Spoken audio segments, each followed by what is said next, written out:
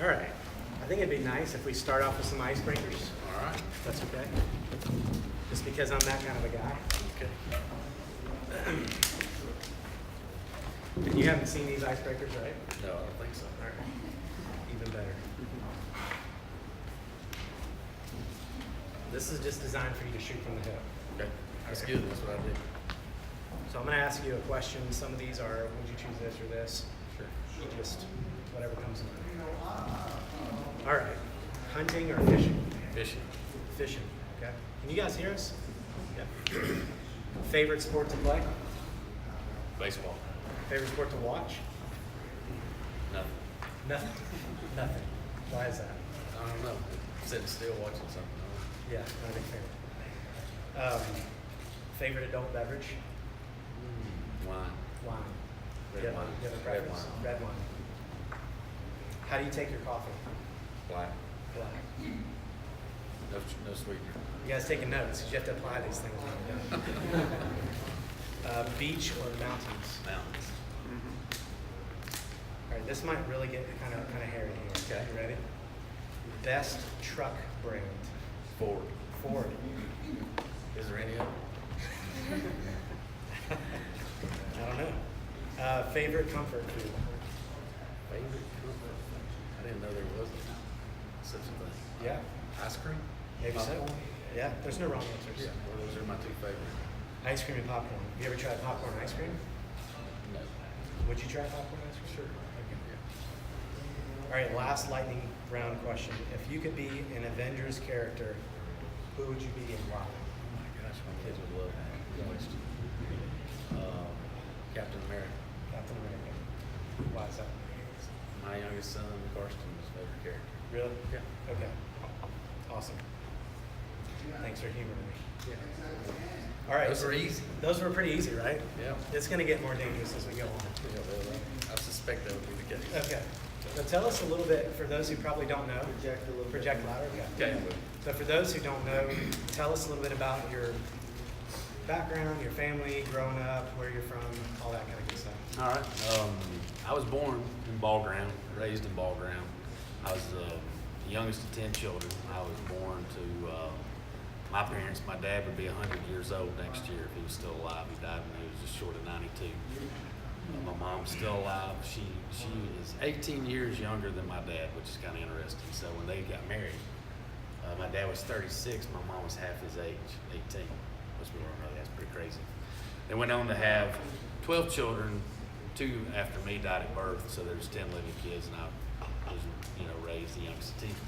Pretty humble background. My dad worked at the post office. My mom raised kids until I was 10, and then went to work at Walmart. Worked there for 16 plus years, and so that's kind of the background of my family. But we grew up, just humble, humble background, and then we had chickens, we had all sorts of different things that, you could get into and cause trouble with, and that's probably where I got my first, traits of working hard and doing that is for my family. I mean, so many stories are like that. Did you have to bring any necks? Yeah, we did. I mean, I'm kind of in like a time warp with, I'm 45, and most people that are 45 don't have the same experiences that I had. But it's because I was raised by a great generation, dad, and one of 10 kids. So there's a lot of hand-me-downs. My mom made a lot of our clothes when I was growing up, which is very unusual to other folks. But it was a great childhood, lots of fun. I mean, one of the stories I tell from my childhood that I think that's interesting, and I didn't realize what I was doing at the time, but we had chickens. We had mostly, laying chickens, and so we didn't have a very good system for the chickens to be in coops and stuff like that, so they'd get out. And so my dad would hire me to catch the chickens that were out every day. How old were you this time? Oh, I was 8, 9, 10, something like that. Okay. And so there's a kid down the street, Jimmy Cowan, and so my dad would pay me 50 cents per chicken that I caught. And so I did a deal with Jimmy Cowan that he would catch them for 25 cents. And so I could go inside stay in, not in the air conditioning, but it was at least cartoons. And so I had my first business venture when I was probably 8 or 9. I subcontracted my neighbor down the road for 25 cents. My dad came in, my dad said, actually, and I remember this very, very well because it was a big lesson learned, because he came in and said, what's Jimmy Cowart doing catching the chickens out there? And I said, well, I hired him to do it. And he said, well, I just am firing you and hired him directly. So I got cut out. Lesson learned. Business is tough. I mean, for only if my 8-year-old had that kind of work ethic, I do, yeah. that would be fantastic. Do you hire yourself out for coaching? No. But that just evolved, and it was kind of fun. It's a great memory.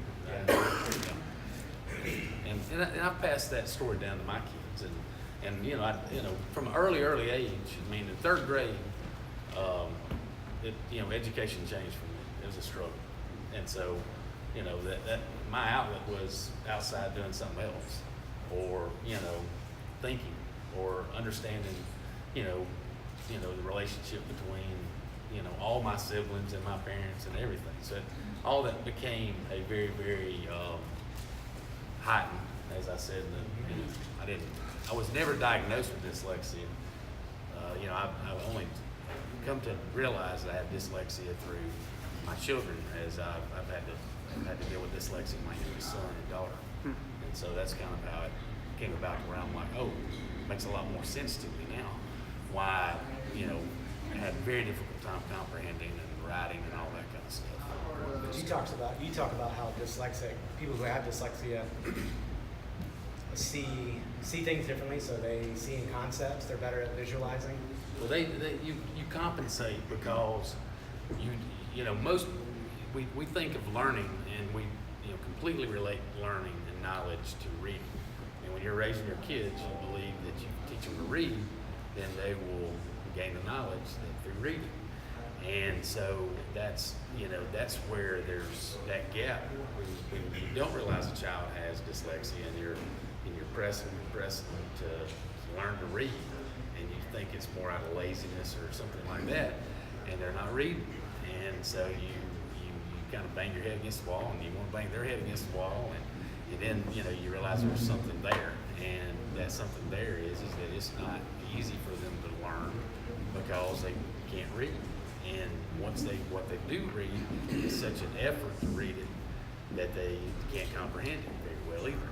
And so that's kind of why I think that you compensate and you start developing means to methods to gain your knowledge of the concept, and through seeing through something, and I think that by far my profession is really a multitude of things, businesses and surveying and engineering and development and all that kind of stuff, and there's no doubt about it, from an early age, in compensating for the lack of being able to read proficiently, and certainly having a comprehension problem, you wind up visualizing, and then that makes you wind up literally looking through relationships. You see through relationships and groups, and you put people together, and you wind up seeing the same thing in the physical nature of land and the things that I do, and that really is what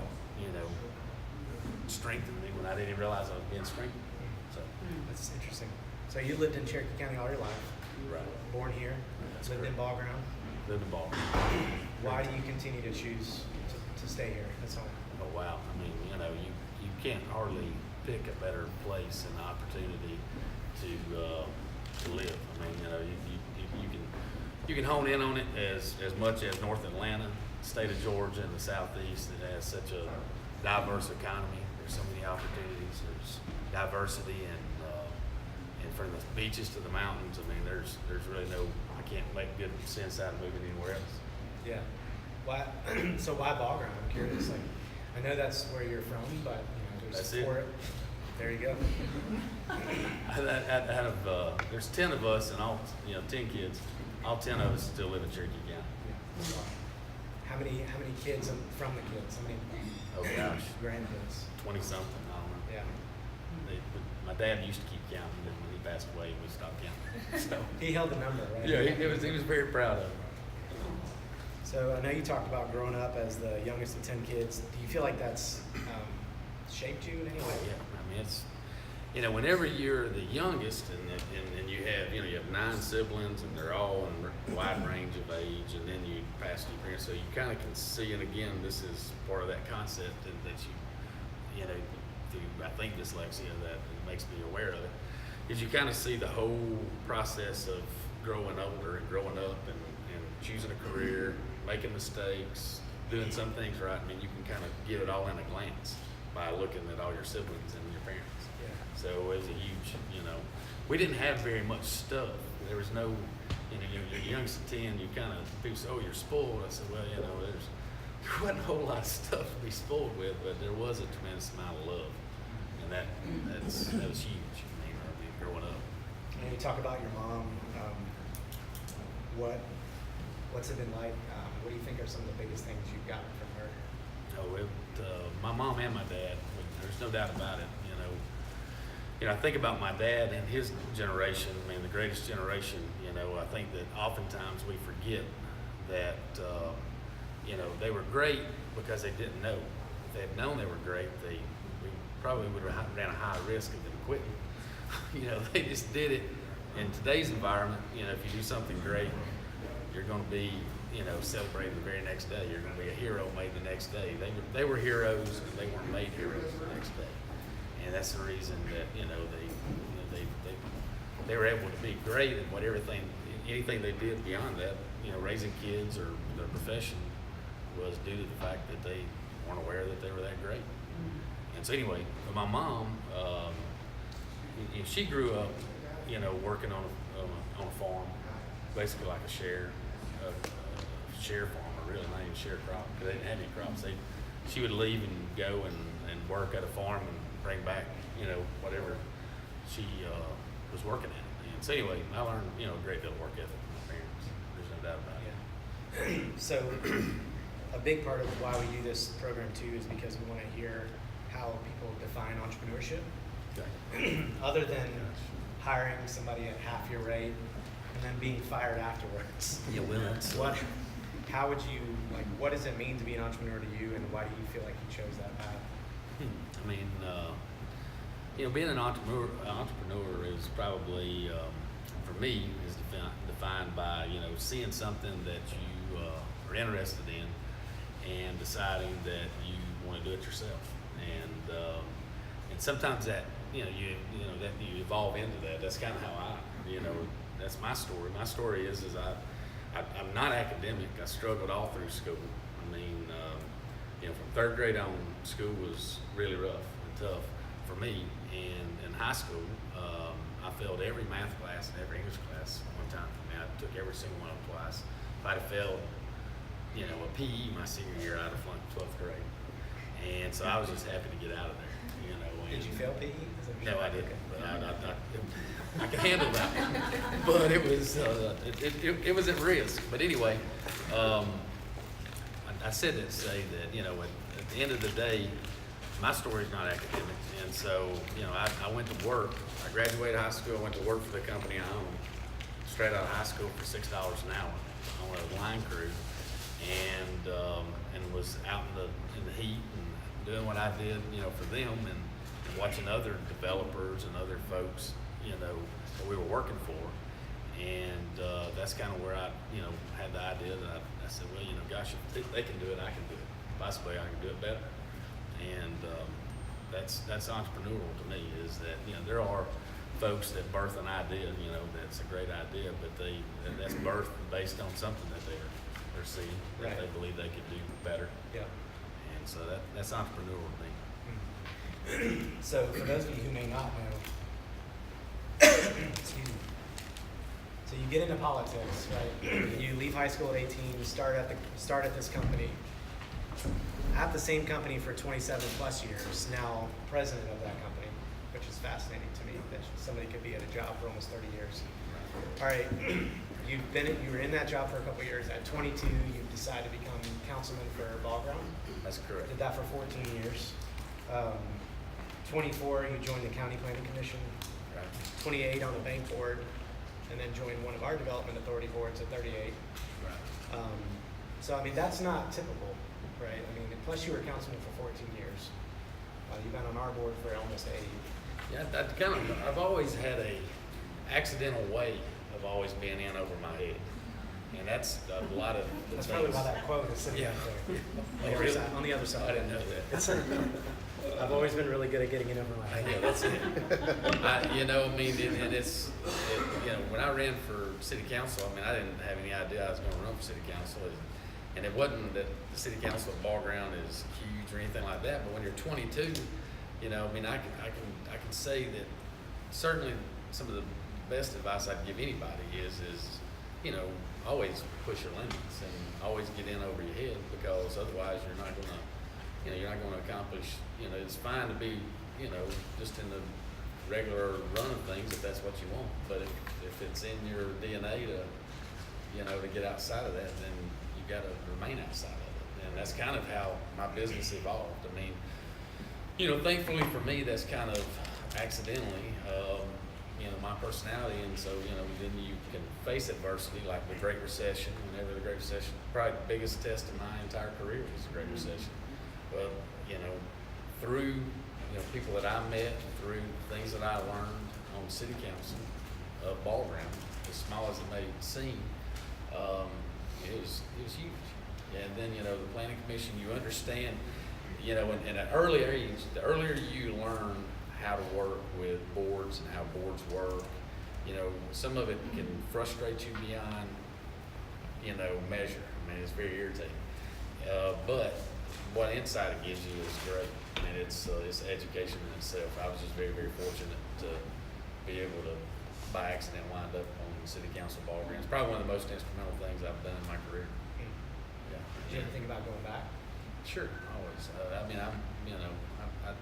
I wouldn't say that I wouldn't wind up in some political thing again. I mean, it's kind of one of those things. If I see something I'm interested in and that I don't know, and I think that it's the right timing. I mean, the Economic Development Authority Board is one of those things that I, at somewhere in my mid-30s, I looked at it and said, Cherokee's absolutely primed for some of the best economic opportunities in its history.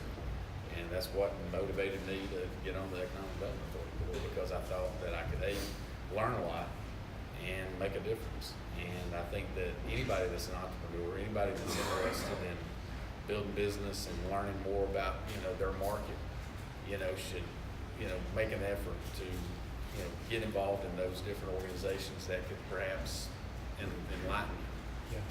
So I think most of us know, excuse me, that film activity has been on the rise here in Cherokee County for several years. Has everybody seen the Tom Cruise movie from Ball Ground called American Made? Has anybody seen that? A couple people? If not, you should definitely go see it. It's a fascinating story. But you have a good Tom Cruise story. Oh yeah, Can you tell us your Tom Cruise story? Yeah, this is about my mom. So the movie's coming to town. Everybody's all hyped about it, and they're looking for different set opportunities. And by chance they say Miss Holcomb, your house is perfect for the home. It's your mom's house, right? Yeah, my mom's house. And so they explain to her what would be required of her in terms of moving all of her pictures out and trinkets out. And she's of that era where she saved every little ceramic anything that anybody's ever given her, and she's got plenty of them. And so anyway, they said, look, you're going to have to vacate that stuff. We'll put it all back, everything will be okay. But she was not interested.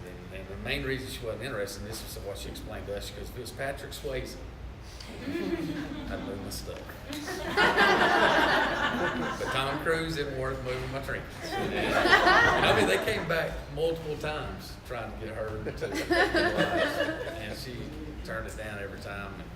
And we were kind of game for it. Her kids were like, Mom, that'd be really cool. And she's like, nope. If it's Patrick Swayze, yes. I hated to inform her that Patrick Swayze's no longer with us.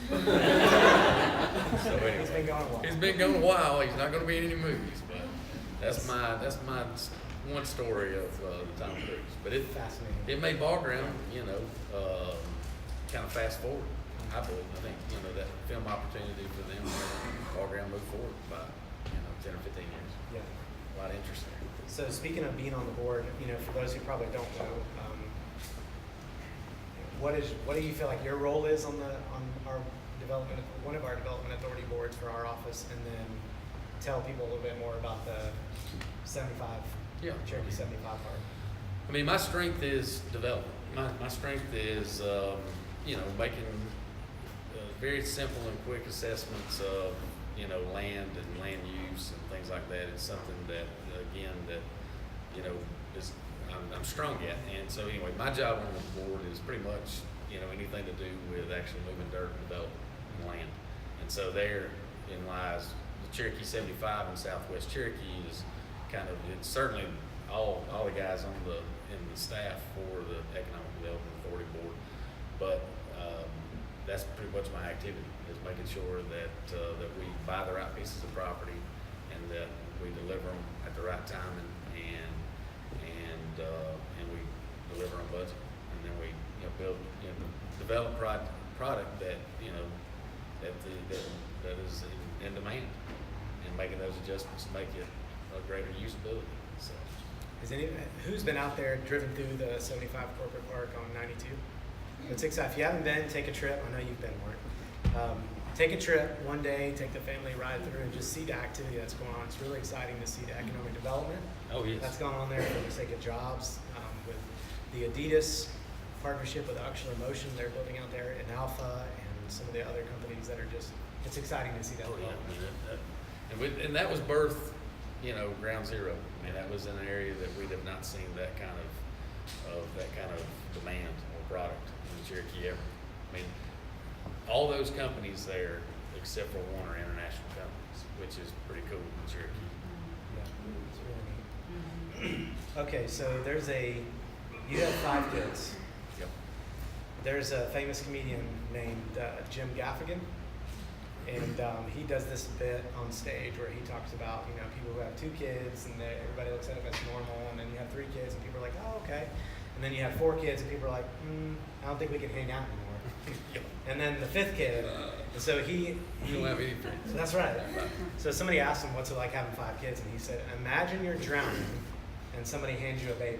Yeah. That's how he describes having 5 kids. And what's it like having 5 kids? It's great. I mean, it's like the motivation in having 5 kids is that you're making people. I mean, my most satisfying moments is when I see them mature click by click by click. It's sad to see them grow older, but that is the goal. The goal is to make them into little people and 5 little different people in my case, and 4 sons and a daughter, right? 4 sons and a daughter. And I tell everybody, I say, if you can have 1 or 2 kids and you can love them enough to be good parents, but you click on up to 4 or 5, it really has nothing to do with loving your kids. You better just love parenting. You better love your stuff being broken. You better love stepping over stuff. You better love getting out of your car to move the bicycle multiple day after day. You better love repeating yourself, because it has nothing to do with loving your kids, because you're going to love your kids. But I mean, when you get 4 or 5 or click on up there, I think that good advice in parenting is that you better love parenting. Yeah. That's it. Yeah. 1 or 2 kids, you can love your kids and make it through. 5, it's a long haul. You better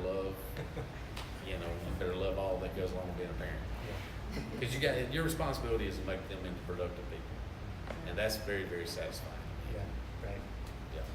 Yeah. My kids now, on that same note, they work to make their own entrepreneurial opportunities as well, and they do a couple different businesses. I remember at a baseball tournament, they had a lot of baseball, and so at a tournament, I noticed my kids have got lots of money. I mean, they seem to be rolling in the money there. They're going to the concession stand, not asking me or my wife for any money, and lo and behold, they had in Douglasville, the rubber band making, stuff, I don't know what it's called. They basically set up shop in the pavilion and was going to every one of the fields and they could custom order their colors. And my oldest son was running the whole gig, and they had hired salesmen. I mean, they had, because it was a whole weekend long tournament. I mean, and they made hundreds of dollars. And they figured out my daughter could sell better than any of them. She was very cute. And so, I mean, my older son knew he was past the point of cute, so he's just running he's running the manufacturing part and making sure the salesmen are bringing the money back.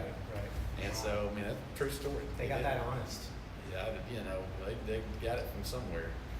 Maybe, if I think there's a lot to not giving them anything, then they figure it out. I was just thinking about this the other day. So I've got 3 kids, 3 daughters, and I started to think, like, should I, because we don't do allowances in our house yet, and I started to think, well, maybe I should start thinking about the whole allowance thing, right? I mean, I didn't really get one when I was a kid. And then I started to realize, if I start giving them an allowance, it's probably going to squash any entrepreneurial spirit that's in them, and they're just going to treat it like a job. Yeah, there's some truth to that. I mean, Yeah. I'm not against allowances, don't get me wrong. I know it might work for some families, but I think that I think that giving them too much is for sure going to make them not have that much entrepreneur. I mean, I think that's definitely part of it. I mean, we make things very, very available to our kids, far more than it was whenever I was growing up. And there's no doubt about it. Whether it's the entrepreneurial part of it or just being responsible and conservative or having goals, we kind of set their goals and expectations where it'd be better off if we sat back and didn't set their goals and expectations, both academically and financially. And because then you kind of develop your own game plan. There's no doubt about it. I'm so thankful that my parents were not as involved. I mean, I graduated, my dad gave me $100 and said, good luck. He says, you can live in this house as long as you abide by my rules. And he didn't say, I think you ought to do this. I think I'm going to call down and try to get you a job. Or, I mean, they knew, they were just happy I was out of school. They knew I wasn't academic for sure. And so, I wound up going back to school 2 years after I was out of high school. And I thought it was a great idea to go back to school, and it was, but I still didn't do well in school. And then I was at Southern Tech, and, I had a professor tell me that, this is really just not for you. And so I got the message, and that kind of, fired me up. And, one thing's for sure that I learned from my parents was, there's more than one way to skin a cat, and that's what you got to go do. I mean, whenever you have the desire, you just may have to dig deeper and harder. And that, one of my favorite things that that was, established to me or shown to me was it was late night TV, and I was watching, believe it or not, I mean, it's crazy, but I was watching Georgia Public TV, as boring as that is. But anyway, they were interviewing. It was during graduation season, and they were interviewing Georgia CEOs, and they were asking those Georgia CEOs. They said, what piece of advice would you give to this graduating class? And I was still kind of lost and trying to figure out what the heck I wanted to do. I really didn't even want to work another year in the surveying company, and I'd done some interviews and tried to figure out what to do. And so they interviewed all these CEOs, and they said the very, very typical things that we tell our kids oftentimes, and that is, follow your dreams, get an education. Education is so important, and it is very important. But the same things that was very, very standard to answering that question, what advice to give. And they got to Pete Correll. Pete Correll's retired now, but he was the Georgia Pacific CEO. And he had some pretty hard school knocks, and he's a great guy. I mean, there's stuff to read about him, and he's very inspiring. And his story growing up, while he's much older than me, his story is very similar to mine. But anyway, they got to him, and he said, well, just remember this, that you can get more done working 60 or 70 hours than a guy working 40 hours. And it clicked. I mean, it clicked to me and said, you know what, I'm not that smart academically, and I'm going to struggle, but I'm going to work more hours. I'm going to work longer hours. And that's, again, compensating for whatever your weaknesses are. For some people, it takes me 3 times longer to write an email or read an email. I mean, email's probably the worst thing that's ever happened in my career because of dyslexia. Right. Because I any lengthy email, and I just feel like, gosh, they should have called me. I'm not going to look at that one. But the truth is writing an email and responding. Anybody that does business with me knows I'm not very good at it. And I mean, I've had partners call me and say, I have no idea what you just said in that email. I mean, and it's because, if I'm firing one off quickly, I'm going to leave out critical words because that's just what I do. But, the advice that Pete Carell gave that late night on Georgia Public TV that said, you know what, set aside all the other things that other CEOs said, that's great. But remember, you're going to get more done working 50 or 60, 70 hours than the guy working 40 hours. And then that's basically what, I started doing. You talk a lot about self-awareness too. So just hearing that story makes me think of the fact that you're aware of what your strengths and weaknesses are. I think develops you as a leader and as an entrepreneur. And I know that some people that aren't very self-aware, they can struggle because they're not aware of, well, what am I good at? What do I need to work on? Yeah, whenever you're developing and honing your business and your business sense and your business presence and everything, I mean, I tell a lot of, I refer to it as, it's like driving a car. You got to know the blind spots if you're going to drive that car every day in and day out. You got to know those blind spots. And truth is all in today's technology, they're making cars smarter and smarter. It's making the driver dumber and dumber. Is the bottom line. Sure. And the bottom line is that as individuals, as leaders, as parents, as anything. I mean, in parenting, you got to know your blind spots. You got to know that you lose your cool a little bit too quick, and you got to make yourself very aware, very, very self-aware of that, so that you don't do it. I mean, people say, well, you can't really avoid mistakes. Well, you can minimize them, and the objective is to avoid them. And so, I mean, you can hone your art of business or your art of parenting or your art of friendship or whatever be the case. And I think that it's knowing your blind spots. I mean, that's a big part of it. I often tell people when I'm meeting with investors and we're looking at projects, I often tell people, I say, look, I mean, you're not successful by the deals you do. You're successful by the deals you choose not to do.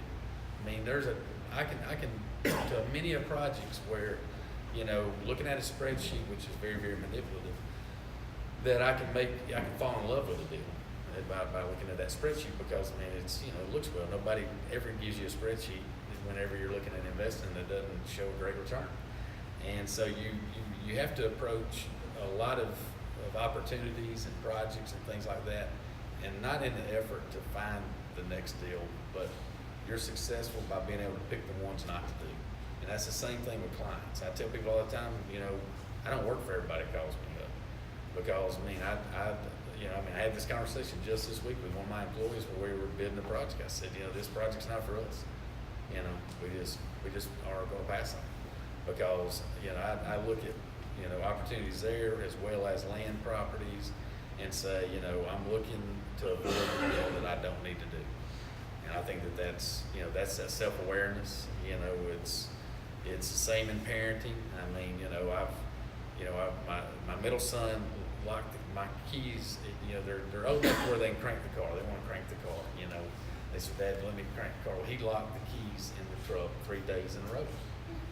I mean, and my spare key was at the office. I thought, well, he's learned his lesson. I put it back at the office where it's better. The very next day, like the keys in the car again.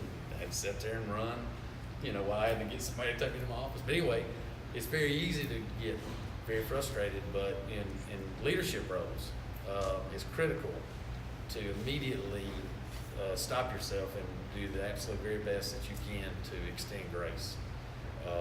Whether it be employees, whether it be your kids, whether it be anybody that you encounter. We live in a culture today that almost celebrates, somebody's failure or somebody's mistakes. It's borderline, and we're given a great deal of opportunity to be great leaders. We're given a great deal of opportunity to be great parents. And in those moments, it's critical that you understand what makes, you know, those parents that you respect great, those other leaders that you respect great. And it's a great deal of their patience. It's a great deal of their grace. And sometimes you gotta remind yourself of that. So, just checking the time here to see, because I've got so many more questions. Sorry. No, you're good. This is great. Because I want to make sure we have time for you guys to do some Q&A at the end in a minute. But we might have time for two more questions. Thinking about my generation and then the generation under me and then the generation under that, I think maybe not all of us, but we've built a reputation of not staying at jobs for a really long time or anything for a long time. I think right now the average stay at a job for like a millennial is 2 to 3 years, and then under millennials it's a little bit less. But then juxtapose that to your career, right? You've been in the same company for almost 30 years. You were councilman for 14 years, been on the board for 8, and other stuff for 5 or 6. How do you feel like you've gotten to a place where you can see the long play, right? Where it's more of a marathon, less of a sprint. I mean, how do you stick with something that long? Gosh, I don't know. I mean, by accident more than anything. I would have been game to change, and in a lot of ways, I have changed jobs. I mean, in my career, when I first entered my business, I was an employee. Then I transitioned to an owner along with 2 other partners, and then that partnership transitioned to a 2-member partnership, and then heading into the recession in September 2008, I bought my last partner out. And because he's at a different age than me, he's saying, "Hey, let's shut down." Well, I knew if we shut down, it would be easy to crank the motor back up.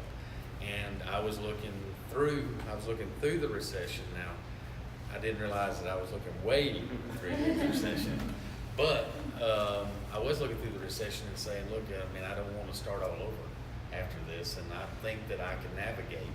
I think that there's opportunities for what I do. I just had to reinvent my business." And in that process, and it was required of me really because he wasn't on board. Great partner, and are still great friends, and probably one of my best mentors.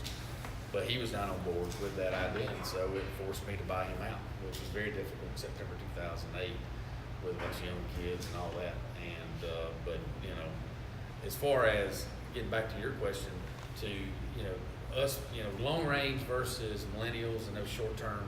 In today's environment, it's unlike any time in the past. Everybody that was a mentor to me, and including my parents and everything, they were defined by their career most times. I mean, I bet most of us could say, that the people that we admired that were older, that may be retired now, maybe still be in jobs, they themselves were defined by their career. We live in a day and time, the millennials or whatever generation is coming along, they're not defined by their career. They're defined more by their recreation. They're more defined by their socializing and all that. It's totally different than what it was. I mean, that's a paradigm shift for sure, because most people now they don't want to be identified by their job. If they're an attorney, they post more pictures of them, rock climbing or whatever. I mean, and therefore you start learning that, that guy's, you think of him not as necessarily an attorney. You think of me more as a fisherman if you see the things that are interesting.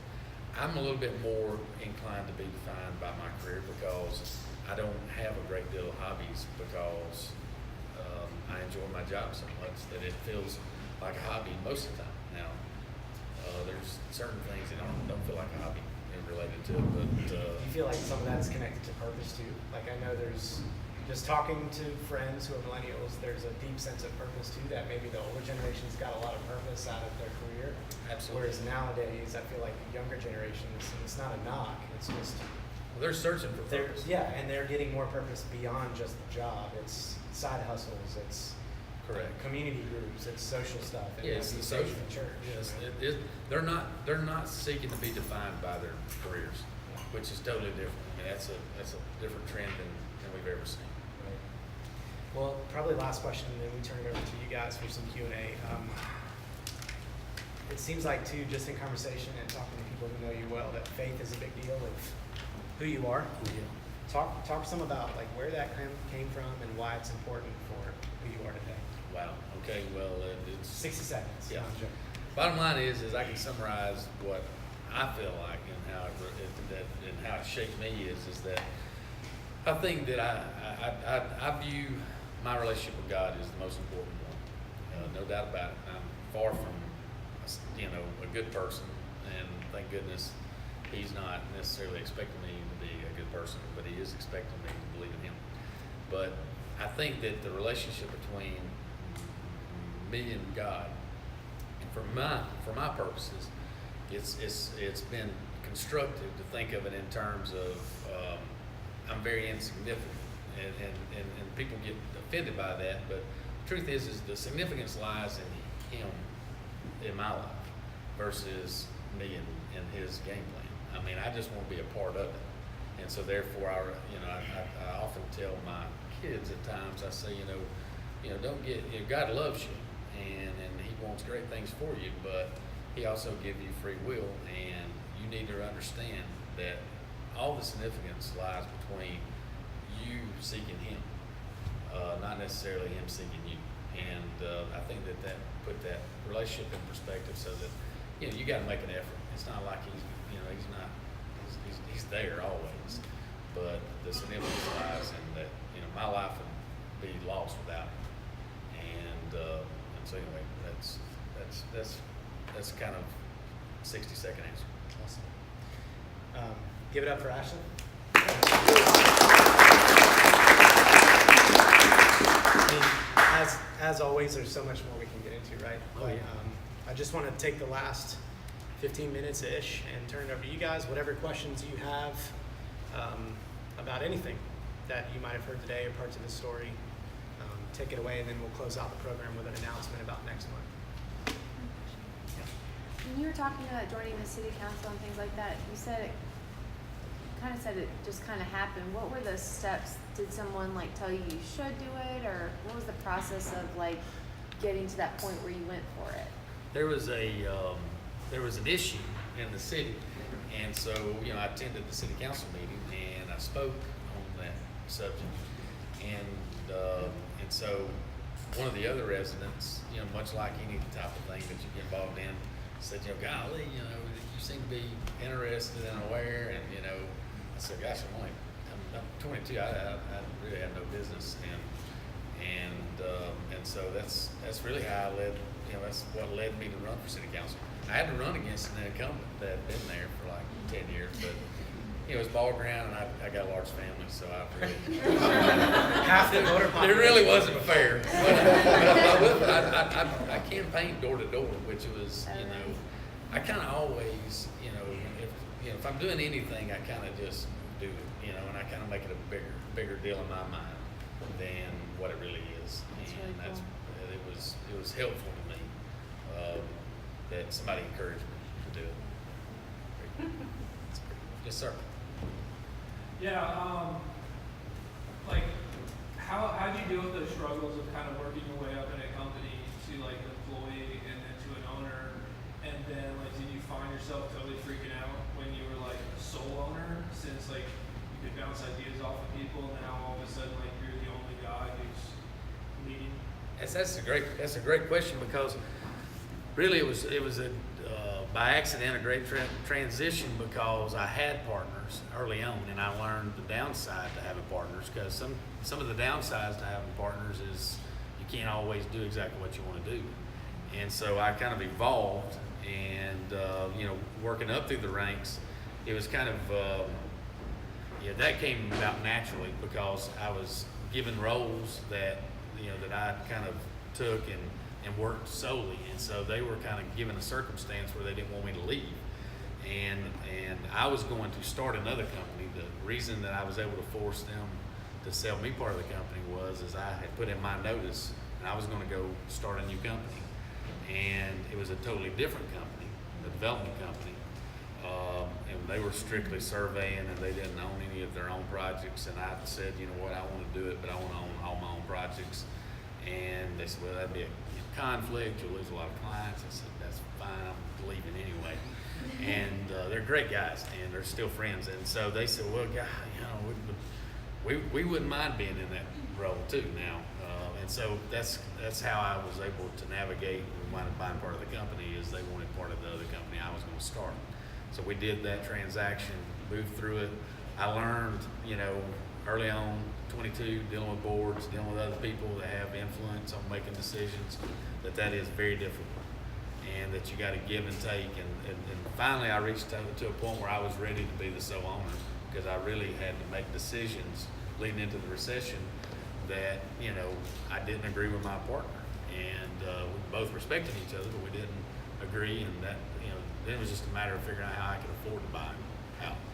And we hammered that out. So there's a lot of different kinds of struggles. I mean, there's struggles of disagreement, and then there's struggles of not having somebody to bounce it off of. But I've always had great mentors. I mean, I think that, in any endeavor and in life and all this kind of stuff it's great to have mentors. I think that it's critical if you're going to be an entrepreneur that financial literacy is huge.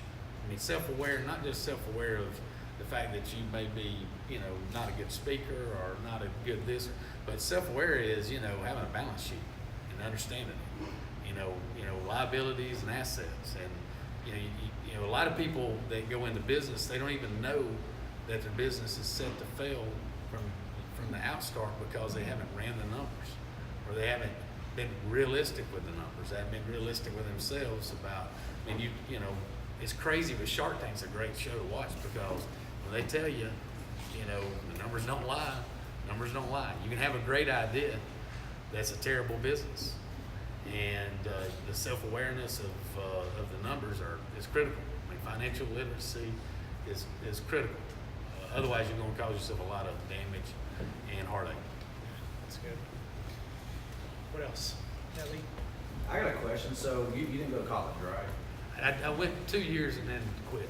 So I went 1 year and quit. One of my biggest struggles, so I want to know how you handled it, is how do you have credibility with people when so many people think that you got to have that sheet on the wall, and how have you overcome that?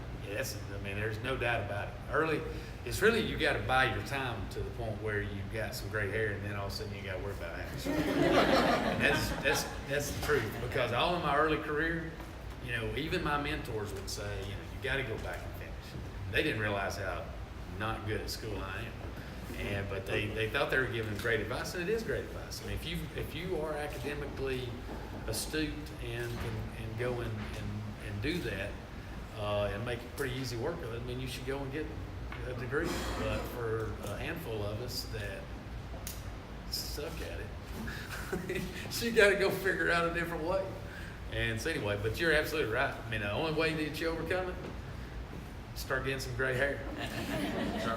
Yeah, I'm telling you. It's like, I was telling somebody earlier this week, I said, it's just kind of like I woke up and boom, now I'm supposedly the wiser person sitting at the table. I'm like, I'm not even wiser than I was 5 years ago. But anyway. Your hair just changed color. Yeah. Actually, I got a request. I know that Heath and Sean is back here, but Okay. you talking about visualizing something. I'd love to see a plat of the 75 corridor and what some of those businesses do. Because when I drive out there, the ones we hadn't done a ribbon cutting yet, Oh, yeah. I really don't know what they do. Was your dad a World War II veteran? Yes, he was. The most important question I've got is, are you standing in Montana there? That's in Colorado. That's in Is it? Elk River. Okay. All right. Yeah, that's great. Elk River is great fishing. Yeah, that's good. And the greatest generation, I love saying over and over, and I explained it, because it's something that we kind of overlook at the fact that we refer to them as great now. But, had they known they were so great, they would have. When you're dealing with your kids, when you're dealing with your employees, we build everybody up way too high now. That's my opinion. Now, granted. But, if you overbuild your kids, man, they got nowhere but down to go. The greatest generation had everything to achieve. That's why they were great. And that's, that's just a thought. Yeah, that's good. Heath? Go back to Georgia Public Broadcasting. Yeah. So now you're the CEO. What advice would you give the get more done in a 60 or 70 hour. I can tell you that hard work, I mean, as an entrepreneur, I mean, being an entrepreneur means that, you know, failure is not an option. You know, first and foremost, know the numbers. I mean, I meet with a lot of people that, you know, want to pitch an idea to me, and the bottom line is they don't even know that it's really not that profitable. And it's a great idea, but it's really not that profitable. And it's because they are not honest with themselves about the numbers, or they're not even self-aware and hadn't thought through. And there's a process there. I mean, you learn to wind up, you know, accounting for all the numbers and that. I mean, there's a learning process for that. But you know, you got to be aware of the numbers, and then you got to dig like you never dug before. Because I mean, great ideas. There's a lot of great businesses that fail just to the fact that, you know, the owners or the leaders don't have the tenacity to knock down the obstacles. You know, I mean, we face obstacles. Cherokee 75, we face obstacles.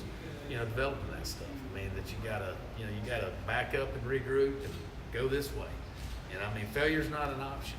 Once you're in it, you're in it. And that's what I've said in all my businesses. Yes, sir. You talked a lot about mentors and how influential they are.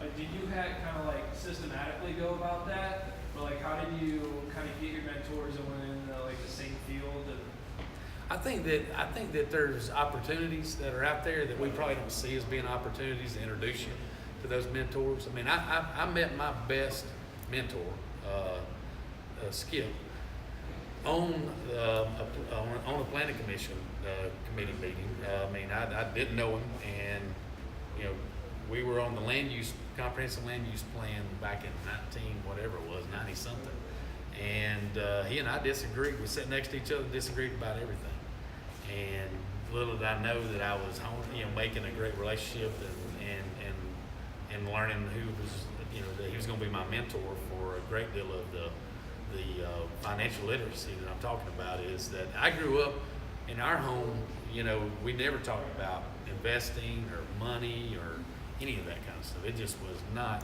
you know, we talked about, you know, chickens and other stuff. You know, we didn't talk about investing in money and that kind of things. And so I'd never been in conversations where I heard people talking about $1 million or $100,000 or any of that kind of stuff. So, I mean, it was foreign to me to hear those type of things and profits and losses and all that kind of stuff. So, you know, I accidentally, but being in the right place and putting myself out there introduced me to probably every single mentor that I've ever had. And, you know, I don't know that you can systematically, I mean, there's people that you can read about and stuff like that is very systematic. Pete Correll would be a great one.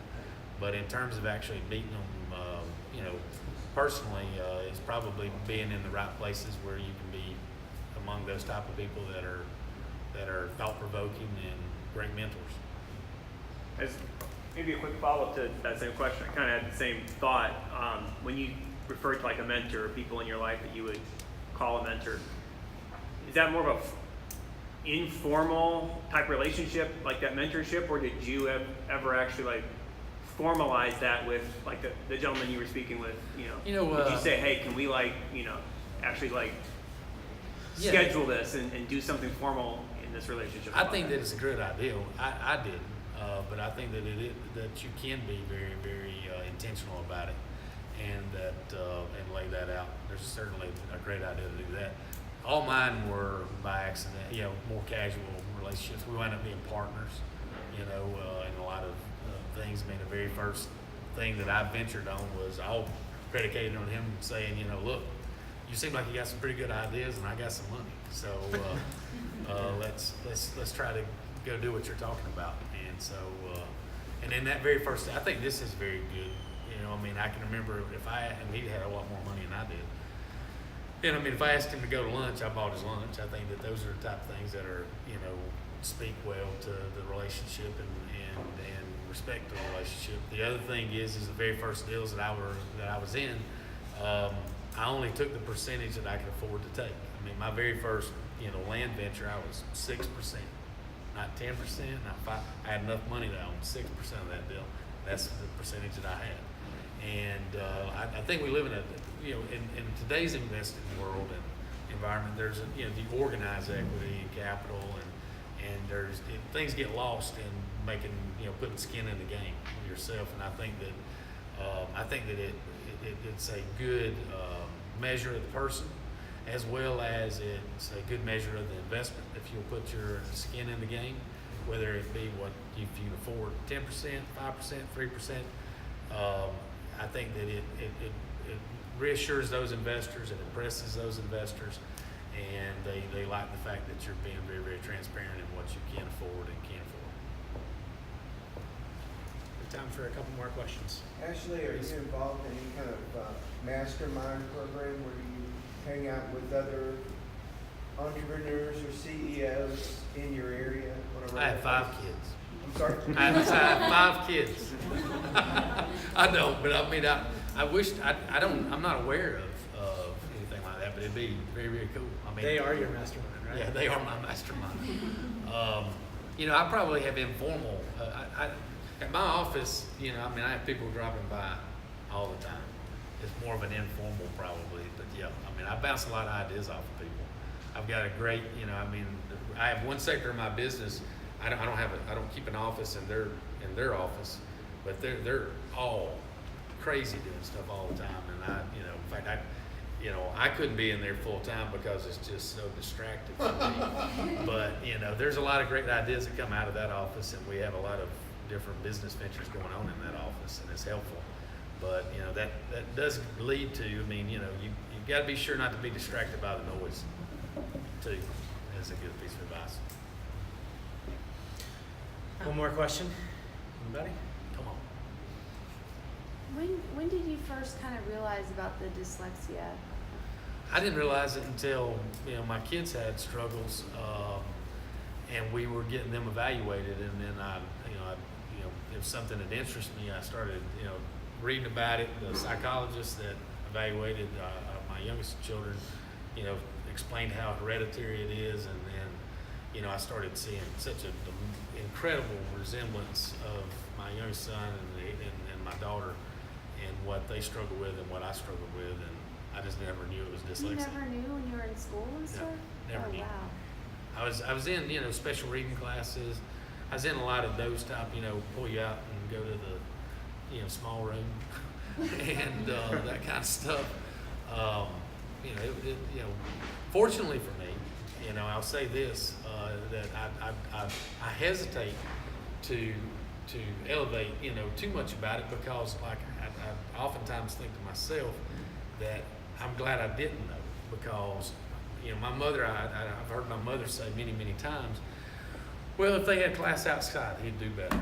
He's just outdoors, and so I thought to myself, well, maybe I'm not that dumb. Maybe it's just that I need to be outside. What's wrong with this school? It's just not outside.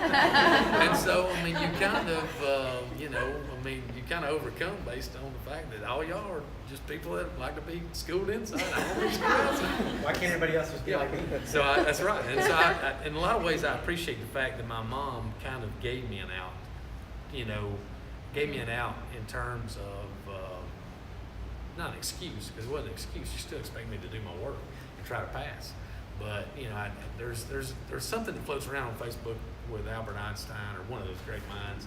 And the mom, had the letter from I don't know has anybody seen this? Where, the teacher sent him home and said, we can't educate your son anymore. And it said things that were negative about him. And the mom, said, when she answered Albert Einstein or whoever it was, she said, well, this note says that you're so smart that they can no longer teach you at that school. And then I'm going to start teaching you here at home. Have you seen that? Ancient memory, right? Yeah, I remember seeing that. Yeah, I think of my mom oftentimes when I run across that, because that's what she did for me. Good stuff. All right. Thank you again, Ashley. Oh, yeah.